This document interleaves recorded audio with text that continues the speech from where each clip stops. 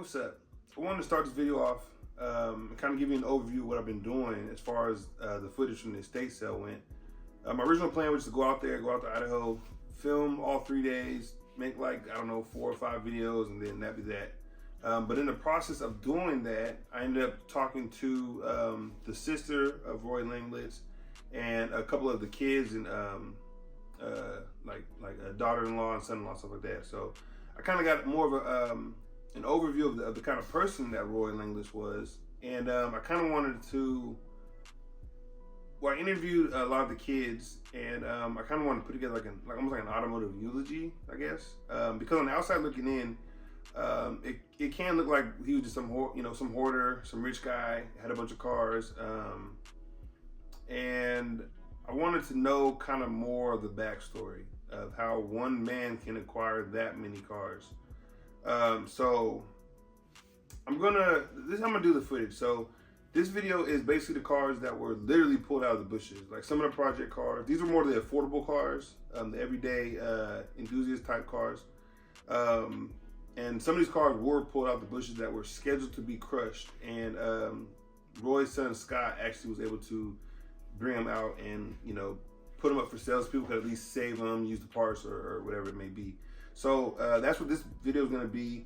The next video will be I walk through the parts, all the parts. I'm talking about there's probably 300, 400 or 500 engine blocks, more carburetors that I can count, cranks. Like, he had everything. He had NOS everything, NOS Corvette side pipes, 100 bucket seats. It was ridiculous. So that'll be the video following this one.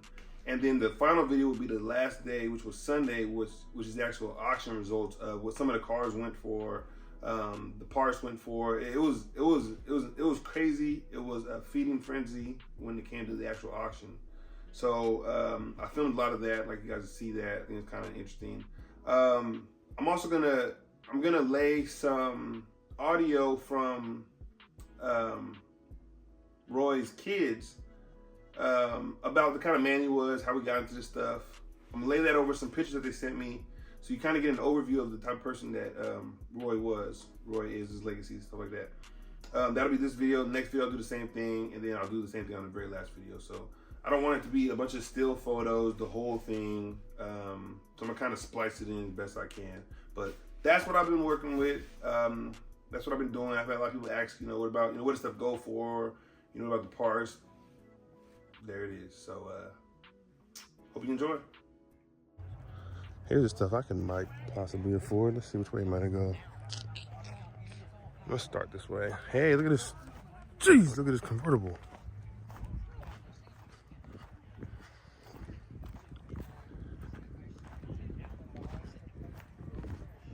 Look at this. It's the right year though. 70s Chevelle. This thing had a rough life.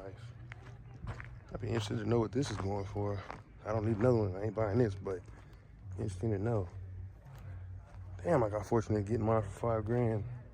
Not having to do all this sectioning.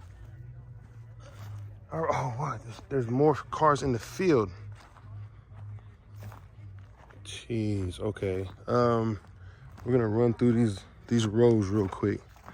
So what is this, a Willys? I've never seen a Willys car before. 54 Willys, American, 52 Overland, postal truck 51, 63 Valiant Signet, 39 Ford, 40, at least they labeled it all. Corvette, Monza, Spider, the high performance one. Ish. Vega, Tornado. Jeez, this thing's planted. Oh, so this one's a small block. So we left all the small blocks in the bushes. The big blocks gotta go out and play. 71, 70, another 70. They were just some headhunters, man. They were skinning cars alive. Why did you cut the roof off? Convertible El Camino, 70, 69. 70 Camaro.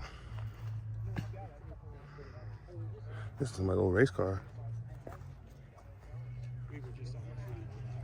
Oh yeah, look at the back. Ball with motion looking.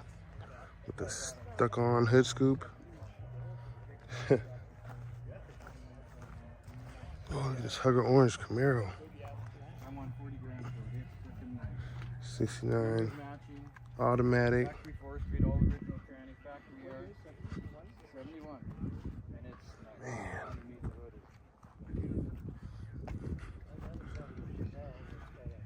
70 Camaro.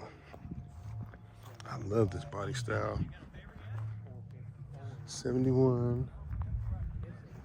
66, yeah. Pop out sunroof. Don't care about that one. Ooh, hey. I see a 68 Caprice over there. Please have hideaways. Please have hideaways.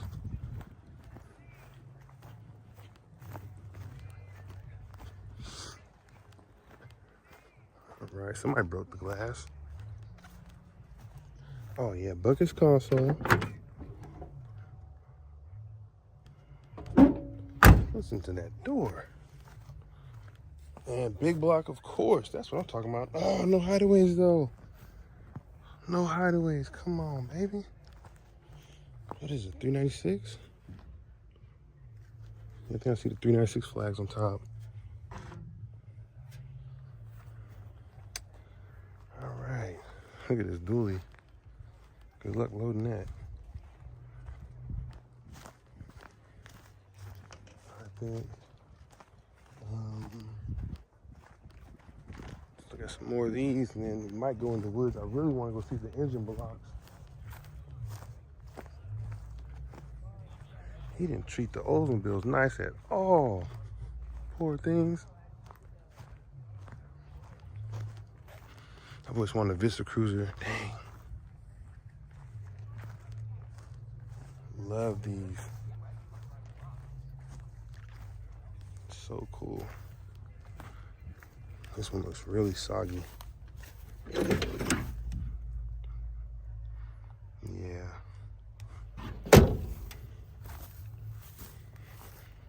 Oh man, it's a parts car. Or an ambitious restoration. Hey, 69 Caprice. Hey, buddy. I'll link the video to my 69 Caprice I just picked up. Mine's a 427 4-speed. Air conditioning car, hideaways, all that good jazz. Power windows. Oh. Black vinyl top, frost green. This is a 427 also. Oh, hideaways too. Yes. Yes, I wouldn't mind having this one.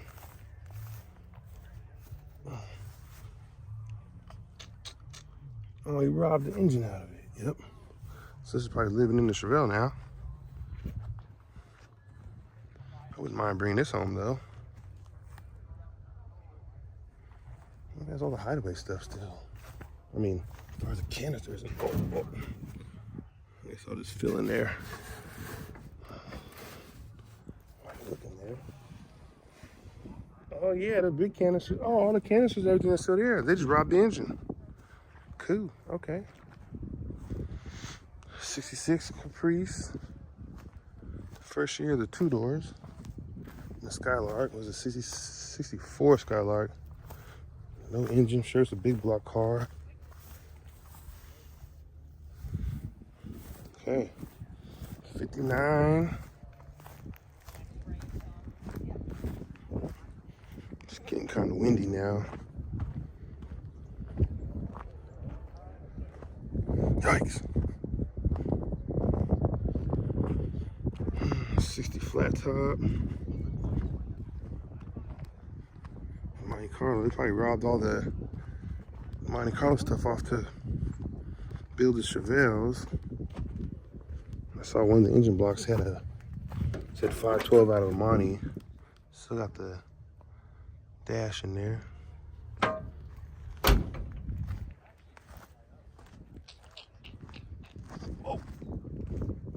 All that disc brakes. Yeah, that one had disc brakes. That might have been, disc brakes might have been factory, because I've seen every Monte Carlo I saw had disc brakes. And there's 4 here. Buckets, console. Nice. Small block. 72 Monte.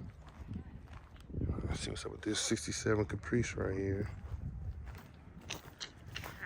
Bench car, column, big block, 396. Okay, that's good. 68 or 69 Chevelle there, another Monty El Camino. Oh man, I guess while I'm here, I might as well go into the woods. The city has like 150 acres. I ain't doing 150 acres today.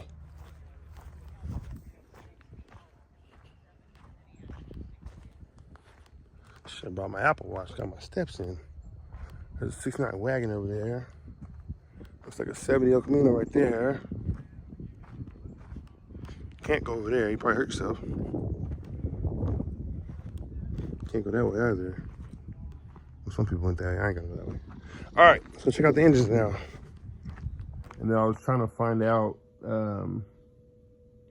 like some more stuff, like how did he get all those Corvettes and stuff? And yeah, so he owned there used to be a Husky truck stop when Celtice from Post Falls to Coeur d'Alene before I-90 went in. That was the main thoroughfare right there on Celtice, and he owned the Husky truck stop right there on Celtice. Okay. And then they had 10 acres on Highway 41 and Pole Line. And then I think it was in the either late 80s or early 90s, he had already bought the 160 where the auction was, but he sold that 10 acres. This is the early 90s or late 80s? Yeah, I think it was like early 90s because I graduated in 88 and the house and everything was still there at that time. And they had put a BMX back then. BMX bikes were really popular, so they had put a BMX track on part of the 10 acres. So it had to have been in the early 90s. Gotcha. That he did that, but he, like I said, he was already into the Corvettes and the Chevelles, but then he just really he had the area to do it and the means as far as the money to just really go crazy, and so then he would. And every year, I don't know if you've ever been to the Portland swap meet, but that's like a huge swap meet down in Portland. And he would take a car or two down there and sell them or trade them or whatever. And it just, I would never say he was a hoarder. He was a collector, but a collector that was never forced, because like I'm a Nova hoarder or collector, but I can't keep everything. I got to move it and flip it to be able to buy something else or finish something else. And he just was in the position where he didn't have to sell stuff if he didn't want to. You know what I mean? Yeah. So that was the luxury, why it grew to what it grew to is because if he wanted to sell, he would sell. And if he didn't, and somebody wouldn't meet his price, then he would keep it, So, but he bought and sold a ton of big blocks and all that, shipped them all over, guys he knew on the East Coast and that, that was numbers correct to their car or period correct to their car, but he did sell some stuff, Okay. But also you got to think in the 90s, it's just like I was into the Camaros and shoot, you could buy a pretty decent Camaro for under a couple $1,000, you know what I mean, in the 90s. So that was a different time than today. Now, a rolling body is $5,000, $10,000, right. So, Yep. So that's the other thing people have to understand is it was a different time. And if you weren't in the car culture, you think prices were what they are today, and it was a total different time back then, But then he became a member of the Corvette whatever club. Yeah, that was years ago, though, Rochelle. Yeah, I know. Yeah. That's part of the history. And He took the black car with the white interior. I think it was to Bend, Oregon, and had it judged and everything, So. Yeah, that's it. But, and then he had that article done in 2008, and I can take a picture. I did a really cool thing with his. With a picture, with that article and a flag and all that just to like a memorial to Roy. And I knew him for 40 years. Right. So you saw the collection get crazy. Well, that's what, when we went up there and it was all laying on the grass and all the cars were out, it's like, oh my God. Because, you got to a point where you didn't really pay attention to what he had. You just went there to see Roy. You know what I mean? We were just friends, so I knew he had a lot of stuff, but when it was all laying out there and we walked in there from Scotty's house, we walked through the trees and it was all laying on the grass. Rochelle and I both are like, holy cow, he had a lot of stuff. Yeah. So even for somebody like me that has known him most of my life, it was still like, holy cow, there's a lot of stuff here, because like I said, over time, you just kind of become numb to it, and you just went there to visit with Roy, But he worked on those cars every day like it was his job. Yeah. He loved it. And so he would work on a car, he would restore the whole thing, take everything out, label it, and put new parts on it if it needed it. But he wanted to get the body perfect, paint it, and then put everything back together. And he did have a little bit of ADD too, as you can see, because he would start something and then, if he, like a perfect example is that Oldsmobile convertible, the black one. Okay, yeah, the SX. So he took it apart. Well, somewhere in all of that stuff, they couldn't find the lower pulley for that car, for the air conditioning and all that. Yeah. So he put it on the back burner and wouldn't work on it till he could find that pulley. That was the only thing holding that car up from being done. Today, you or I would search the internet or whatever and just buy a different pulley. Right. Like, I know it's here. And so he just would, I'm going to start something else. And then like another car, he had those Chevelles already go, but then he got focused on the Corvettes that were in the shop. So the red one that was on the lift, and the green one and the silver one. And so the Chevelles everything was there, but they kind of got pushed on the back burner because he got focused on doing these 3 or 4 Corvettes, and up and, we went and seen him 2 weeks, I think, before he passed away. Rochelle went up and made him eggs and toast. And, even then he's on oxygen and, he's not doing good, but he's like, I got to get out there and work on those Corvettes. He just loved it. That it was truly his passion. Right. So yeah, when people say he was a hoarder or that, I just don't see it that way, because it wasn't like he just bought the stuff and it sat there. You know what I'm saying? Right. Up until he got physically where he just couldn't go out there. And that was only like 2 weeks. Within 2 weeks, he passed away of him getting where he couldn't go out to the shop, Yeah, because I was days a week. What'd she say? He was out working on cars 6 days a week. His family got him finally to take Sundays off, and go to lunch or breakfast, and then come home and then go to work more. He was always doing something. Gotcha. Yeah, I can understand how somebody can say that. Not knowing. That's why I was trying to. I wanted to do this and get the backstory, because I was standing in the midst of 200 just bare blocks, and I'm just like, this is wild. Like, and then I look to my right and I see 10 pallets of heads, and look in front of me is like 100 carburetors, and then valve covers, and it's just like, like, how did one man? I thought it was like the family. No, it was one man stuff. Yep. And he, so that's, I get how somebody outside looking in would be like, oh, he was a hoarder, then you see all the cars and stuff. So I just wanted to kind of clear everything up and let, people know what was what. He would have booths at the Portland Swap Meet every year, or Spokane Swap Meet every year. And so he did those too. But he even did a swap meet for a long time up in Washington. Yeah. Like, I think he used to go to Puyallup and those ones too, quite often. Mm-hmm. But he also, like, we did Spokane with him. We'd had back-to-back. We had 6 booths. We had 3 and he had 3. And it was just amazing. We'd sit there and we'd go, man, if we got $1 for every time somebody walked up and said, "Where's Roy?" You know what I mean? Because people just knew him. Everybody knew him because he just been doing it basically his whole life, you know.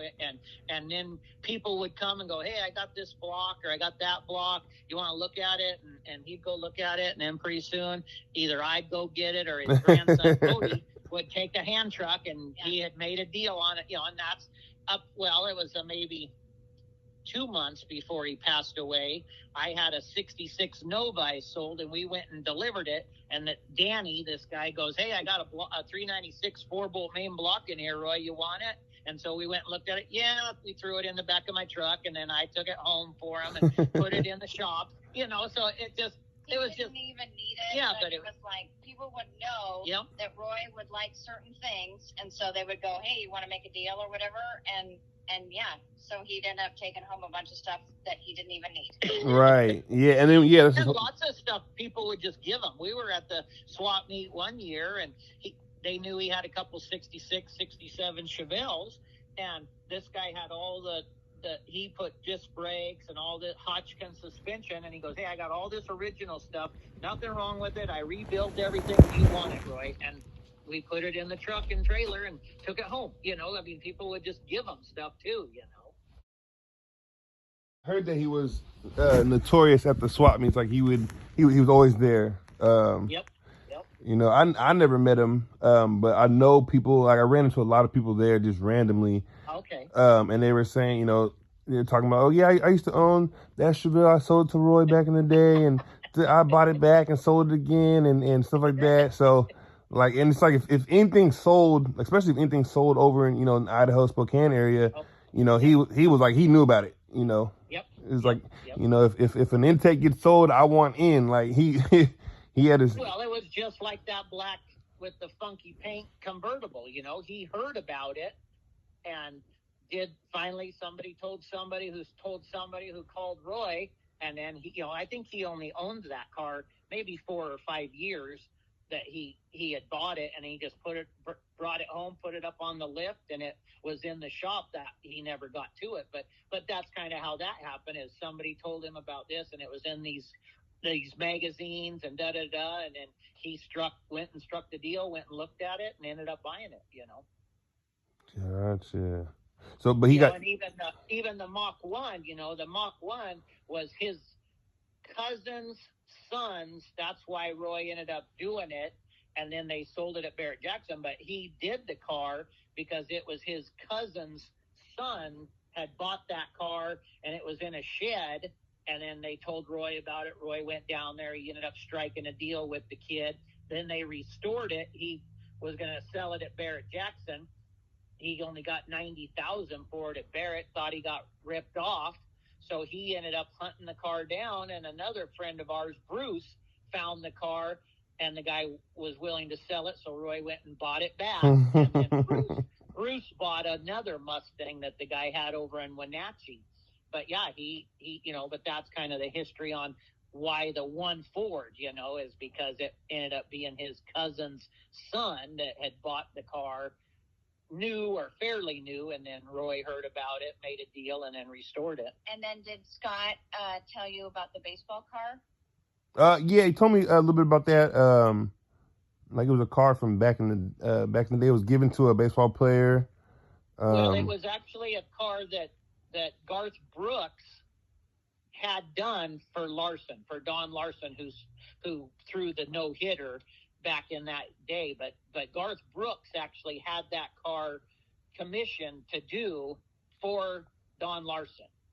Gotcha. So Roy didn't do it. Roy just acquired it because he was friends with Don. Yeah, and Don's son didn't want the car when Don passed away, and Don always wanted Roy to have it, so Roy traded a shadow gray 70 big block El Camino for the baseball car. Gotcha. Okay. But yeah, so and him and Don Larson were just friends, and so then when Don passed away, he wanted Roy to have the car, and so then Roy traded that shadow gray 70 big block El Camino to the son for the car. Okay. Is that there was people that would come to Roy's car show for the last 8 or 9 years. He had this car show every year, and it started with the Corvette Club first.